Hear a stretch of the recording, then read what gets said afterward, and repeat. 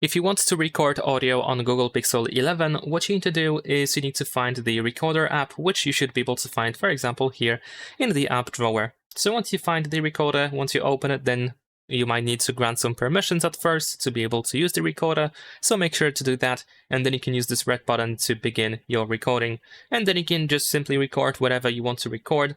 Over here, of course, we can find the pause button and the stop button, which you can use at any point. There is also the transcription that is generated in real time. So as you say things out loud, your speech is also converted into a text.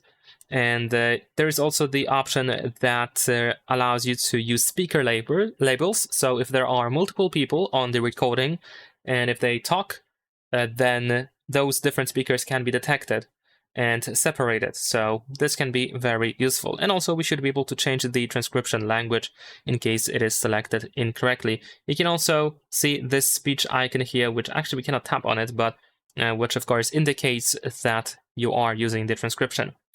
So let's stop the recording. You can also add location to your recordings if you want to.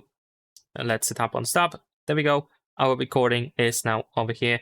You should be able to tap on it and you can play it at any point. You can of course switch to the transcription and you can tap on these words now to immediately skip to that selected part of the audio.